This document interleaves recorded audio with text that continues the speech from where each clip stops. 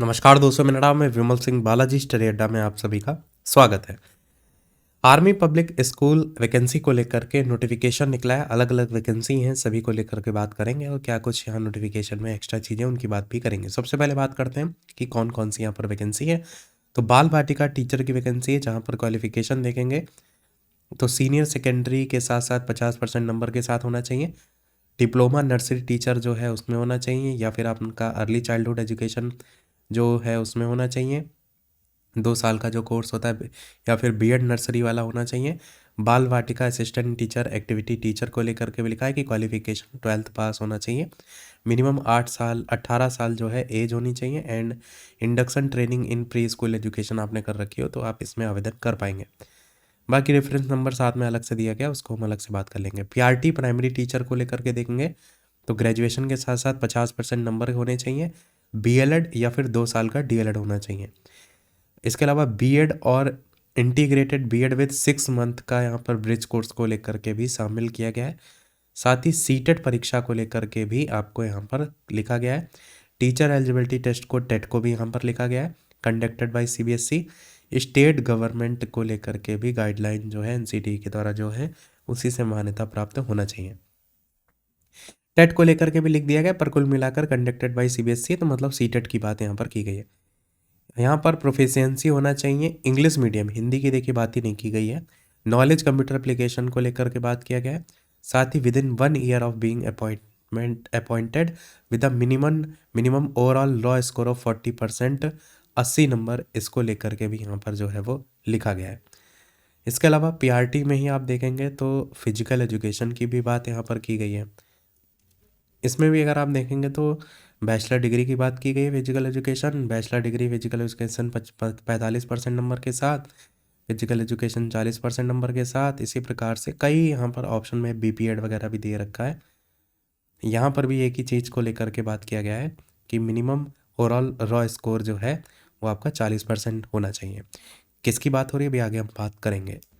अगला आपका है पीआरटी में कंप्यूटर की भी वैकेंसी को लेकर के, जहाँ पर बीसीए और ग्रेजुएशन इन कंप्यूटर साइंस होना चाहिए। Graduation in any subject and A level DOEACC certificate को लेकर के भी बात किया गया है। बीएड डीएलएड इस तरीके से भी टेट को लेकर के भी बात यहाँ पर किया गया है। इसके बाद बात करते हैं टीजीटी को लेकर के। यहाँ पर टीजीटी को लेकर के अगर आप देखेंगे तो 50% नंबर के साथ या तो 4 साल का इंटीग्रेटेड कोर्स हो, या पोस्ट ग्रेजुएशन हो आपका, या फिर बैचलर डिग्री 50% नंबर के साथ हो। सब्जेक्ट यहाँ पर math, science, social science, English, Hindi और कंप्यूटर साइंस, इन सभी में आप देखेंगे तो एजुकेशनल क्वालिफिकेशन में जैसे मैथ है तो आपको यहाँ पर लिखा गया है कि कोई 2 सब्जेक्ट आपने बैचलर डिग्री में पढ़ रखे हो। मैथ में जैसे math, physics, chemistry, economics, computer science, statics. Science में अगर देखेंगे तो आपका यहाँ पर बॉटनी, जूलॉजी, केमिस्ट्री, फिजिक्स। इसी प्रकार सोशल साइंस में भी कई विषय दिए गए हैं। इंग्लिश, अच्छा एक चीज़ यहाँ पर ये भी लिख दिया गया है कि history, geography, economics and political science of which one must be either, history और ज्योग्राफी में से कोई ना एक विषय होना जरूरी है, ये भी यहाँ लिख दिया गया है। इंग्लिश में लिखा है कि इंग्लिश 3 वर्षों में होना चाहिए। हिंदी में भी वही सेम, हिंदी 3 वर्षों में। कंप्यूटर साइंस को लेकर के बीटेक वगैरह डिग्री की बात किया गया, बीएड वगैरह, सीटेट वगैरह। साथ ही यहाँ पर भी इंग्लिश में ही प्रोफिशिएंसी की बात की गई है, और यहाँ पर भी देखेंगे तो मिनिमम ओवरऑल रॉ स्कोर की बात की गई है। इसी प्रकार टीजीटी, यहाँ पर जो बात हमने इससे पहले की वो टीजीटी को लेकर के ही की है, और यहाँ पर टीजीटी में फिजिकल एजुकेशन है। तो फिजिकल एजुकेशन में वही सारे स्पोर्ट्स रिलेटेड जो भी आपके कोर्स हैं उसके थ्रू आप आवेदन यहाँ पर कर पाएंगे, बीपीएड वगैरह। पीजीटी में ही आपको यहाँ पर अगर बात करें, ये जो ऊपर बात किया हमने ये टीजीटी को लेकर के बात किया, पीजीटी को लेकर के बात करते हैं पोस्ट ग्रेजुएट टीचर के लिए।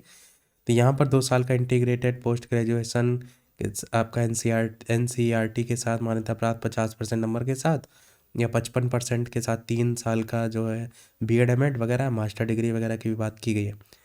साथ ही इसमें भी ओवरऑल रॉ स्कोर की बात की गई है। यहाँ पर आप सारे सब्जेक्ट देख पाएंगे। सब्जेक्ट के साथ साथ मैथमेटिक्स है जैसे तो मैथमेटिक्स, अप्लाइड मैथमेटिक्स वगैरह।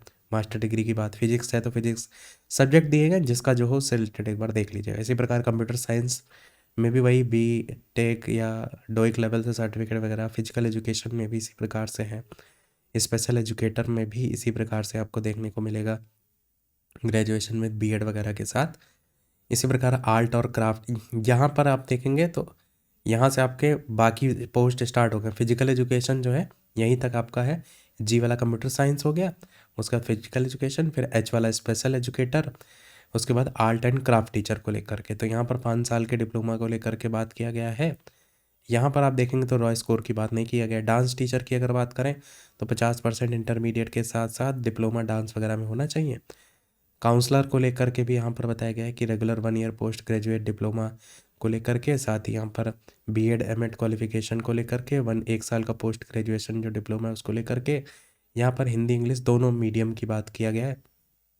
एडीएम सुपरवाइज़र को लेकर के भी 55 साल का यहाँ पर बात किया गया है कि एक्स सर्विसमैन वगैरह हैं तो वहाँ पर 5 साल का एक्सपीरियंस वगैरह की भी बात किया गया है। नर्सिंग स्टाफ में ANM BSc nursing GNM nursing यहाँ पर सभी की बात की गई। लोअर डिवीज़न क्लर्क की बात करें तो ग्रेजुएशन और 10 साल का यहाँ पर ex serviceman, computer literate, knowledge of computer MS office वगैरह की बात किया गया है।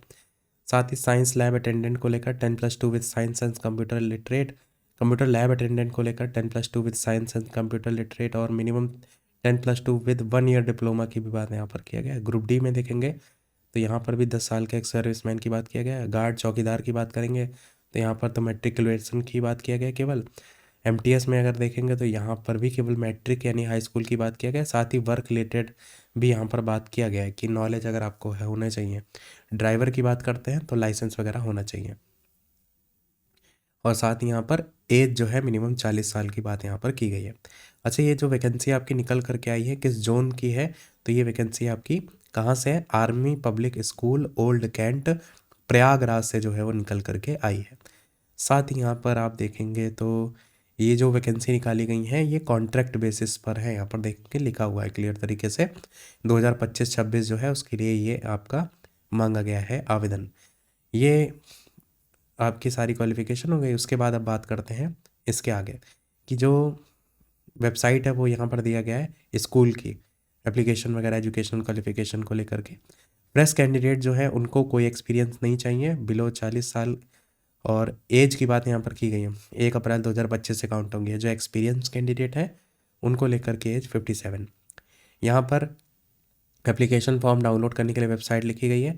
ये भी लिखा गया है कि जब आप सबमिट करेंगे तो उसके लिए आपको एप्लीकेशन फॉर्म भरना पड़ेगा, फोटोकॉपी और जितने भी आपके एकेडमिक और एक्सपीरियंस है वो लगाना पड़ेगा। डिमांड ड्राफ्ट 250 रुपये रहेगा पोस्ट यहाँ पर ए से क्यू के लिए, और 100 रुपये रहेगा आर से यू के लिए। अभी ए से क्यू का क्या मतलब है, तो यहाँ पर देखेंगे यू से ऊपर यहाँ पर आर से क्यू, यू जो ये लिखा हुआ है ना यही है आपकी पोस्ट। तो यहाँ ग्रुप डी से लेकर के आप देखेंगे यू तक यानी कि गार्ड चौकीदार एमटीएस इन सभी के लिए तो केवल 100 रुपये, बाकी ऊपर जितनी भी पोस्ट आपने देखी उनके लिए 250 रुपये फीस यहाँ पर रखी गई है। किस नाम से बनेगा? Army Public School Old Cantt Prayagraj के नाम से ही आपको डिमांड ड्राफ्ट बनवाना पड़ेगा। ड्राफ्ट जानते हैं आप, बैंक के थ्रू बनता है। बैंक जो है एक प्रकार से चेक टाइप का, एक कागज़ टाइप का होता है ना, आपने जैसे डीएलएड में एडमिशन लिया होता है तो डिमांड ड्राफ्ट के थ्रू आप फीस जमा करते हैं, उसी की बात यहाँ पर की गई है। बाकी ये लिखा है कि आवेदन को रिजेक्ट वगैरह करने का, ये सारी चीज़ें या वैकेंसी को रद्द करने को लेकर के कभी भी जो है वो उनका अधिकार उनके पास सुरक्षित है। ये भी लिखा है कि ओनली जो शॉर्टलिस्ट कैंडिडेट होंगे वही इंटरव्यू के लिए बुलाए जाएंगे। No application will be accept, email के थ्रू कोई आवेदन यहाँ पर स्वीकार नहीं किया जाएगा, ना ही कोई अलग से टीए वगैरह दिया जाएगा। ये एड्रेस दिया गया है जो आपको सबमिट करना होगा, the principal Army Public School Old Cantt Prayagraj. Pin भी दिया गया है 211004। लास्ट डेट भी दी गई एप्लीकेशन को लेकर के 28 फरवरी 2025 की। आगे यहाँ पर एप्लीकेशन फॉर्म भी दिया गया है टीचिंग स्टाफ ओनली को लेकर के। ये जितने भी टीचिंग स्टाफ से रिलेटेड आपकी वैकेंसी है उसको लेकर के आपका है कि किस पोस्ट के लिए अप्लाई करना चाहते हैं, टीजीटी पीजीटी पीआरटी वगैरह, तो उसके अकॉर्डिंग आपको अपनी पर्सनल डिटेल सारी जो है वो फिल करनी पड़ेगी। और अगर आप यहाँ पर देखेंगे तो प्रेजेंट प्रीवियस ऑक्यूपेशन वगैरह अगर है वो यहाँ पर लिखेंगे। फैमिली लाइफ को लेकर के भी बात किया गया है, एजुकेशनल रिकॉर्ड की भी बात किया गया है। यहाँ पर देखेंगे 5वें नंबर पर एक पॉइंट की बात किया गया है, हैव यू क्लियर्ड OST। अब ये OST क्या है? इसको कहते हैं ऑनलाइन स्क्रीनिंग टेस्ट। जैसे अगर आप देखते हैं कि उत्तर प्रदेश में अगर आप यूपी टेट दे रखे होते हैं, इसी प्रकार अगर किसी और राज्य का देखते हैं तो एक प्रकार से पात्रता परीक्षा होती है। ऐसे आर्मी पब्लिक स्कूल जो है उनका ऑनलाइन स्क्रीनिंग टेस्ट होता है, वो भी एक प्रकार से पात्रता परीक्षा है। तो अगर आप वो क्लियर कर रखे हैं तो उसके लेकर के यहाँ डेट यहाँ पर फिल करनी पड़ेगी। अगर आप नहीं क्लियर कर रखे हैं तो उसको आपको यहाँ पर खाली छोड़ना पड़ेगा, तो फिर टेट सीटेट वाले में आपको भरना पड़ेगा। अब आपको मैं समझाता हूँ कि ऊपर जो आप क्वालिफिकेशन देख रहे थे वहाँ पर आपको एक लाइन सभी में देखने को मिल रही थी रॉ स्कोर को, तो वो यही रॉ स्कोर की बात किया जा रहा था कि यहाँ पर लिखा था ना कि सभी में आपने देखा होगा रॉ स्कोर की बात किया गया था with in 1 year of being appointment. यानी अगर आपका ऑनलाइन स्क्रीनिंग टेस्ट वाला नहीं भी है और आप वहाँ पर सीटेट के थ्रू वहाँ पर जो है वो ज्वाइनिंग ले लेते हैं, तो वही लिखा है कि 1 साल के अंतर्गत आपको 40% 80 नंबर जो है वो लाना होगा स्कोर।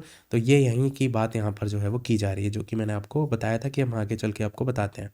तो ये ऑनलाइन स्क्रीनिंग टेस्ट है। बाकी सीटेट टेट है तो वो आप यहाँ पर भर देंगे date, name of classes you would prefer, जो है किसको पढ़ाना चाहते हैं, सब्जेक्ट क्या है, ट्रेनिंग एनसीसी वगैरह है, स्कॉलरशिप वगैरह को लेकर के सारी इसमें चीज़ें देखेंगे, एक्सपीरियंस वगैरह है, कब से कब तक का है, कहीं पढ़ा है आपने, वो सारी चीज़ें यहाँ पर बात किया गया है। एप्टीट्यूड की बात भी यहाँ पर की गई है और साथ ही यहाँ पर हेल्थ को लेकर के भी बताया गया है, को करिकुलर एक्टिविटीज़ गेम्स स्पोर्ट्स को लेकर के भी बताया गया, कंप्यूटर नॉलेज अगर कोई है उसको लेकर के भी यहाँ पूछा गया, अदर कोई एक्टिविटी है उसको लेकर के एग्रीमेंट वगैरह की बात की गई।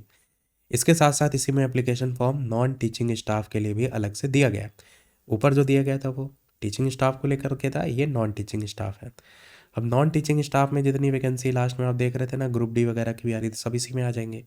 इसमें भी आप देखेंगे यहाँ पर अपॉइंटमेंट को लेकर के पर्सनल डाटा आपको भरना है, साथ ही name, age, weight, present, previous phone number, family life को लेकर, एजुकेशनल जो रिकॉर्ड है कॉलेज यूनिवर्सिटी को लेकर के, और मेरिट स्टडिंग पर अगर आप पहले से स्कूल वगैरह में पढ़े हैं उन सभी को लेकर, मतलब बेसिक जितना भी एक्सपीरियंस वगैरह है हर चीज़ इसमें आपसे पूछ ली गई।